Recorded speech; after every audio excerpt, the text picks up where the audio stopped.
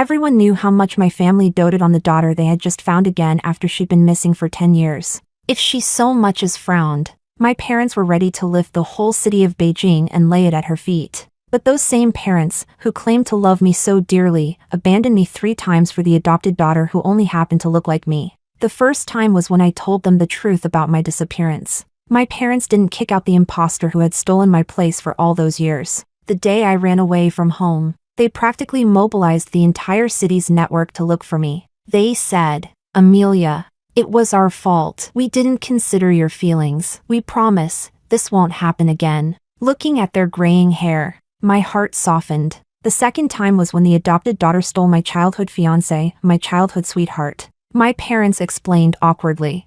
"Amelia, after you went missing, she stayed by our side. Without her, we wouldn't have made it through those dark days. And when Pablo's family brought up the engagement, we had no choice but to present her instead." My mother hugged me and comforted me. "Don't worry, Amelia. I promise, after we're gone, all the family assets will be yours. She won't get a single penny." And once again, I believed them. The third time was when she insisted on taking the jade bracelet I had worn for over 20 years to use as part of her dowry. That bracelet was the only thing my beloved grandmother left me, a token of her love. Yet my parents still forcibly took it from my hands. "What if I don't give it to her?" I asked, lifting my head. My parents only frowned. "Amelia, stop being difficult. She's getting married soon. Once she's married off, everything will go back to how it was." Back to how it was?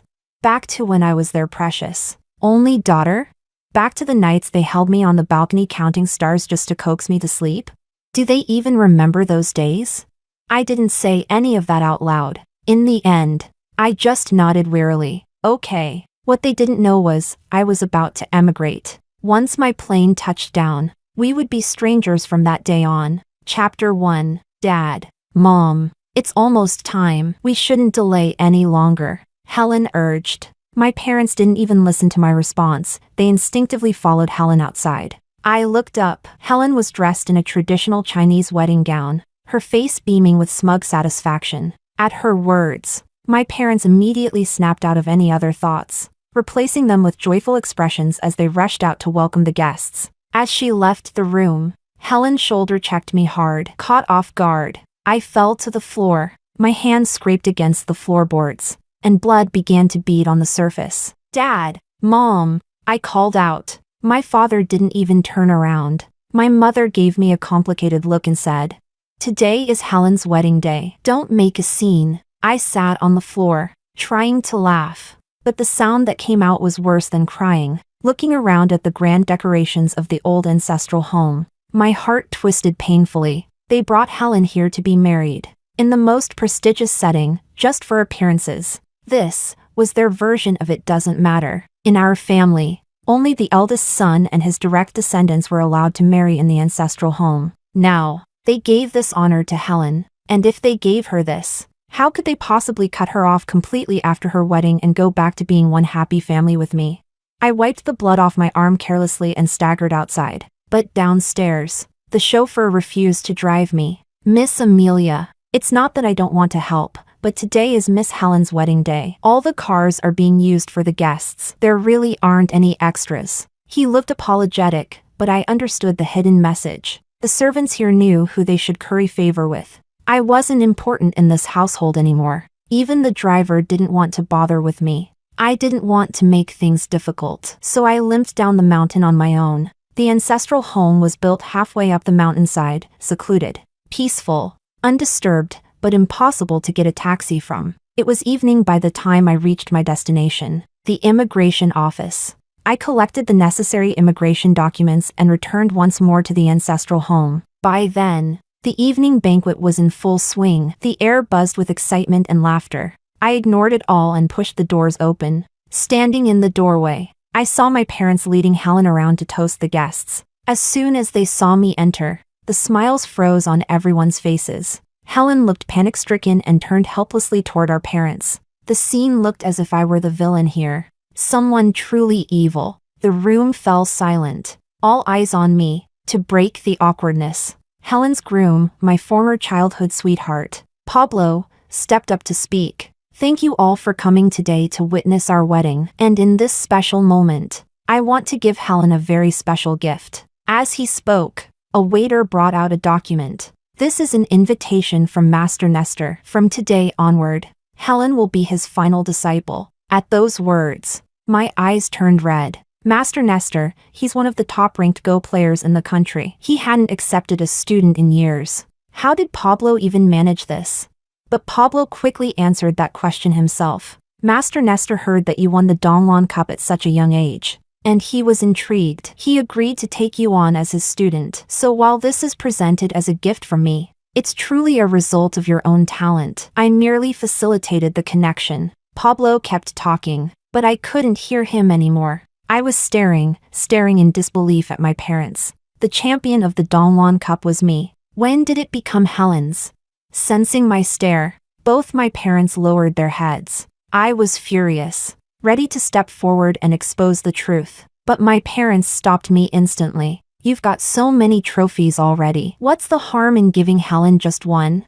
But this one wasn't just any trophy. The Donglon Cup was the most prestigious award I had ever won. It qualified me for the professional league for even greater accolades. But suddenly, I calmed down. That's right. I'm leaving. There's no point fighting for this trophy anymore. I told myself, let it go. Consider it a way to repay my parents for raising me. They had already given everything else to Helen. What difference did one more trophy make? Chapter 2. In the end, I couldn't even remember how I got back to my room. I just knew I didn't attend the second half of Helen's banquet. The next morning, my parents stood by my bed, their faces filled with guilt. As soon as I opened my eyes, my mother gently placed a hand on my forehead. We know you're hurting, Amelia. Don't be sad, okay? Now that Helen is married, you're our only daughter. We promise, we'll never let you feel neglected again. I calmly pushed her hand away. I'd heard these promises too many times over the years. Being lied to again and again, it wears you down. I no longer had the strength to believe. Seeing my flat response, their smiles froze, as if they suddenly remembered all the times they'd broken their word. Their faces turned awkward. At last, my mom cautiously broke the silence. Amelia, didn't you always want us to take a family trip to the Maldives? Pack your bags. We'll go today, okay? I wanted to say there was no need, but when I saw the plea in her eyes, I sighed. Once again, I gave in. But just as I reached the bottom of the stairs, I saw Helen, dressed up, sitting at the table enjoying breakfast. Before I could say a word, she spoke first. Mom, Dad, are you going to the Maldives with Amelia? That's so nice. I've never been to the Maldives with you too. Can I come along? I didn't even get a chance to respond before my parents frowned. We already promised Amelia it would just be the three of us this time. Helen, maybe next time. Helen pouted. But I really want to go with you this time. I curled my lips. I already knew the outcome. Sure enough, the moment Helen started to act cute, my parents gave in. All right then, but you have to promise not to upset Amelia, okay? In the car, I watched as Helen bounced happily beside my mother, holding onto her arm. Helen, be careful, don't trip. My mom's eyes were filled with affection, but when I used to be that energetic, all she said was, Amelia, you really lack discipline. Those words still stabbed like knives. I closed the car door softly. Since Helen was joining, I knew my parents wouldn't ride with me. It was always the same, the three of them in one car, and me in another. When we got to the beach, I quietly changed and prepared to go into the water. The very people who had once taught me to swim were now fussing over someone else. Helen, the water might be cold. Why don't you wait a bit before going in? I'm fine, she replied. Then she glanced at me and smiled. Besides, Amelia's here. She'll protect me, won't you? Amelia? Before I could reply, she slipped into the water like a fish. Seeing this, my parents had no choice but to turn to me. Amelia, make sure to keep an eye on Helen. She's not a strong swimmer. I didn't say anything. I just swam farther out. But I hadn't gone more than 2 meters when a head suddenly popped up behind me. Helen. I didn't even notice her following me. Something felt wrong. Amelia, she called out. I turned to face her and saw a triumphant smirk on her face. Who do you think Mom and Dad would save first if we both started drowning? Before I could reply, she grabbed my arm and yanked. Off balance. I sank. I tried to regain control, but Helen dove under and latched onto my ankle. Dad! Mom! Help! I shouted desperately before I was completely submerged. Helen began screaming too, pretending to drown. Mom! Dad! Helen! Helen!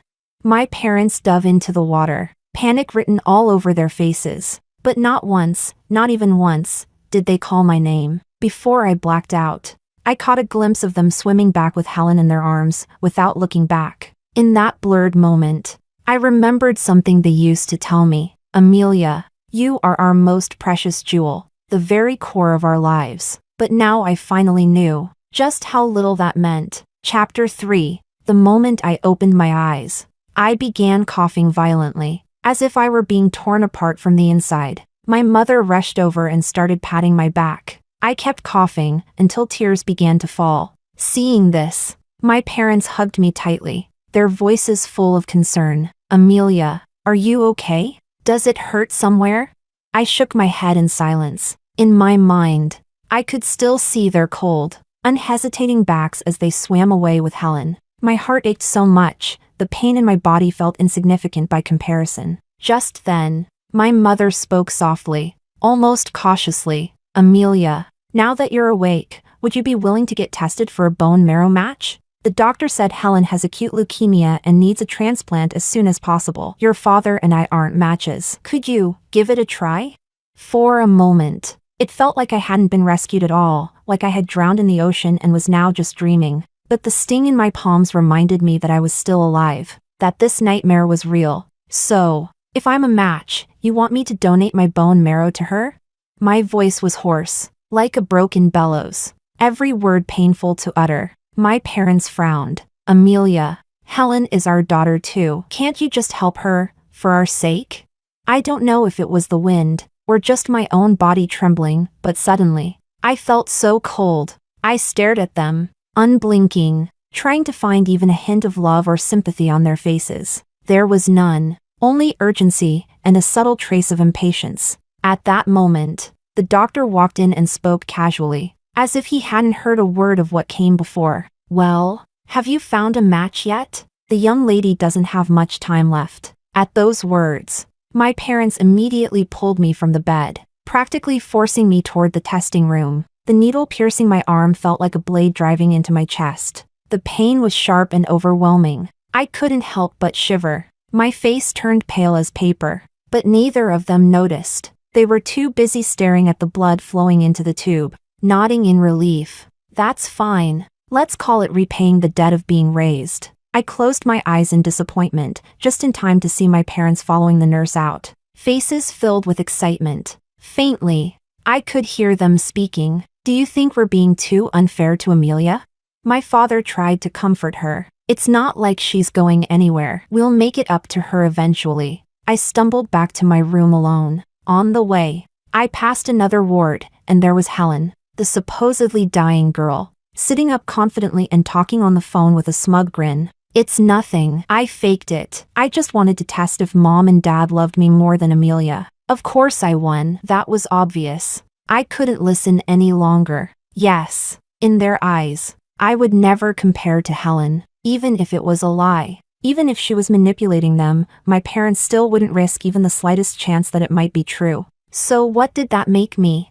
They were the ones who lost me all those years ago. They were the ones who cried and grieved. And now, they were the ones who couldn't care less about me. Fortunately, I didn't need them anymore. Blood meant nothing when love was absent. Why should I keep trying? Just then, my phone buzzed with a text from the immigration office. Miss Amelia, your immigration paperwork is complete. I wiped away my tears. I didn't go back to my room. I went straight downstairs and hailed a cab to the airport. Right before boarding, I sent my parents one final message. I'm leaving. I won't fight for the place in your hearts anymore. A moment later, my father's panicked voice came through the phone. Amelia, where are you going? Chapter 4. I didn't answer. I simply hung up the phone. I had already said what needed to be said. Countless times. Since they didn't listen before, There was no point in repeating myself now. When Helen heard I had left, the smile in her eyes was practically overflowing, though she still tried to feign concern. Why did sister leave without saying anything?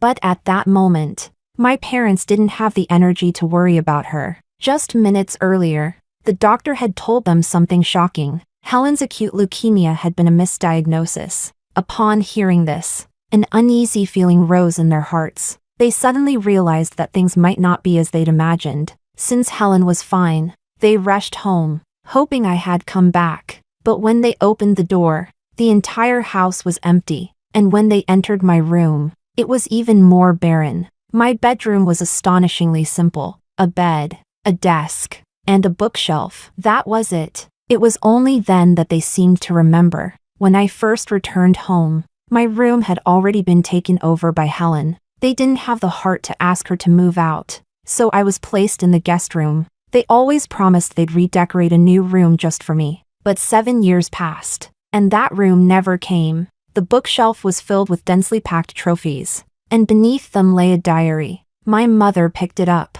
her hands trembling. Mom and Dad said they'd celebrate my birthday with me again, but they didn't come. They went shopping with Helen. I don't understand. If they don't love me, why did they even bring me back?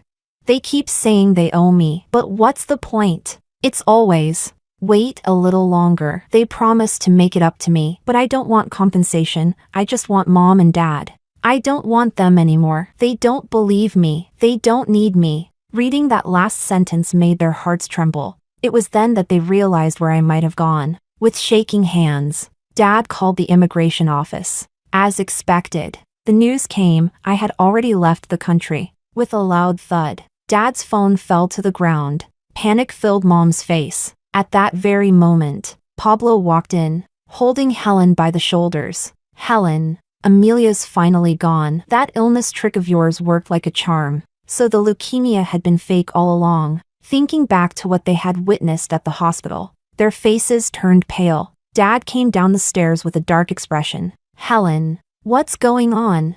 Helen was completely caught off guard. She hadn't expected them to be home. Fortunately for her, she still had her usual weapon, tears. They came instantly. I know I'm not your real daughter.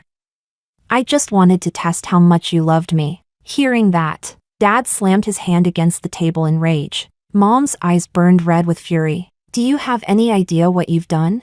Helen reverted to her usual act of helplessness. I just care about you both too much. But this time, no one answered. And most importantly, no one forgave her. Chapter 5. After that day, my dad hired a private investigator. He desperately wanted to know what exactly they had done to make me leave. But as the surveillance footage was presented to them one by one, they fell silent. Helen deliberately bumped into me, and they turned a blind eye. At the beach, the only person they worried about was Helen. Even when I drowned, it was Helen who pulled me down. But afterward, all they could see in their eyes was still just Helen. Now, looking back at it all, my parents' eyes were filled with pain and panic. They were in a rush to absolve themselves, eager to shift all the blame onto Helen. They called her into the living room, threw down screenshots from the footage, and demanded to know if she had lied on purpose. At this point, Helen didn't even bother pretending anymore.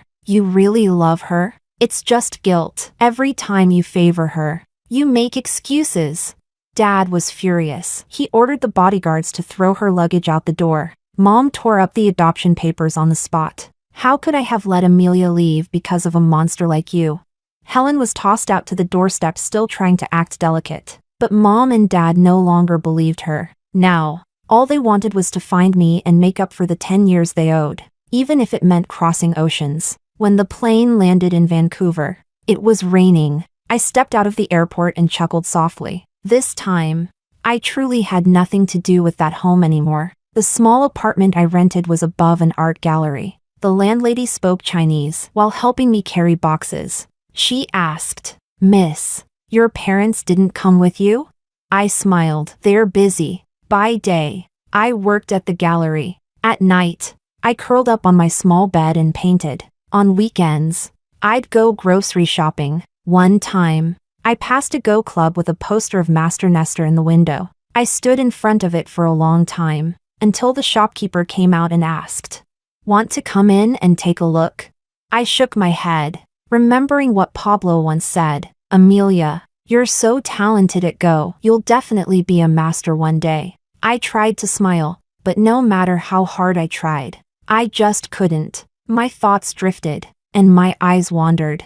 I saw a couple feeding pigeons with their daughter. The little girl tripped, and her dad quickly scooped her up and rubbed her scraped knee, while the mother gently blew on the wound. It was exactly like how my parents treated me before I went missing. For some reason, I suddenly remembered my 10th birthday. They had promised to take me out for pizza. But in the end, they spent the day helping Helen pick out a piano. That evening, the gallery owner called. "Amelia, we have an exhibition tomorrow. Can you come early to help set up?" I agreed, hung up, and pulled the diary from beneath my pillow. I flipped to a new page and wrote, "Today, I began a new life." At 3 a.m., my phone buzzed. It was a call from my dad. I stared at the screen until the battery died. Outside, rain poured down. I remembered the stormy night I went missing at 12.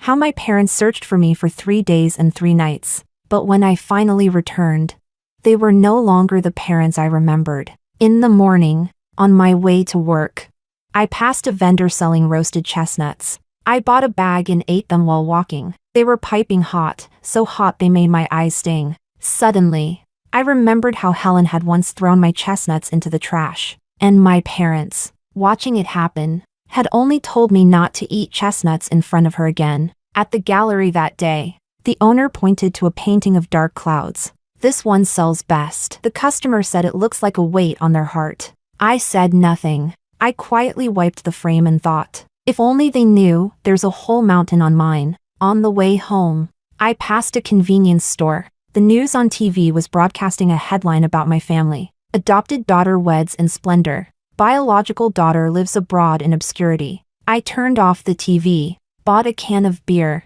and sat on the curb to drink it before going home. Before bed, I charged my phone. When it powered back on, dozens of unread messages popped up, all from my parents. "Amelia, where are you? Please come home." I didn't open a single one. I held down the power button, shut the phone off again, and shoved it into the farthest corner of my drawer. That night, I had a dream. In it, the ginkgo tree at the old house bloomed. I stood under it, waiting for my parents, but it was Helen who came out wearing my dress. Behind her, my parents said, "Helen looks so beautiful today." I tried to call out to them, but no sound came, until my tears soaked through the pillow. Chapter 6. Winter comes early in Vancouver. While wiping the gallery windows, I saw 2 elderly people standing across the street. The man wore a black coat, and the woman had a camel-colored scarf. Both were styles I knew too well. My hand trembled. The rag slipped into the bucket, soaking my sleeve. The next morning, they were still there. The man was coughing violently, and the woman kept patting his back. I lowered my head and pretended to study the paintings, but my ears strained toward the front door. "Amelia, yeah, those 2 old people outside keep looking at you," the intern said. I gave a quiet and continued wiping a picture frame, but I accidentally hummed the "do not touch" sign upside down. By the 3rd day, it was the weekend.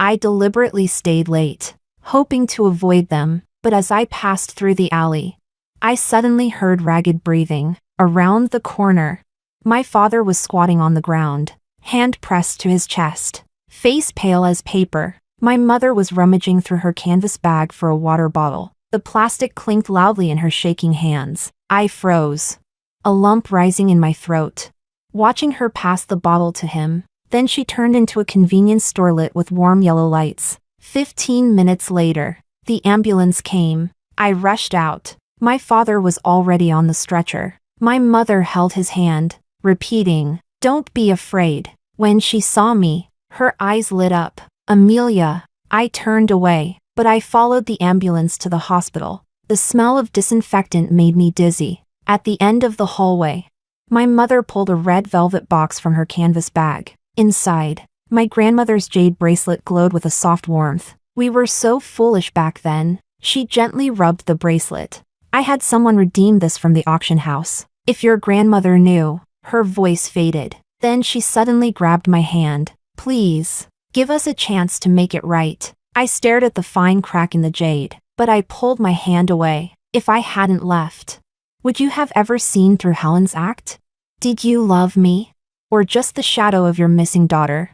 She opened her mouth but said nothing. Tears welled up in her eyes. After my father was discharged, they rented an apartment across from the gallery. Every morning, I could see him at the window with a book titled Practical English Conversation, his reading glasses always slipping down his nose, his finger tracing the lines. Once, I passed by a cafe. Through the glass, I saw my mom in an apron, learning latte art from the barista. On the table was a thick book, The Complete Nutritionist's Cookbook. At the end of the month, the gallery held an exhibition. We were short-staffed. After hearing about it, my mother came the next day with rubber gloves, kneeling to scrub paint stains from the floor tiles. My father wore white gloves, carefully carrying picture frames like they were treasure. When visitors asked about the paintings, he answered in broken English, awkward pronunciation, but his eyes shone with sincerity. I didn't say thank you,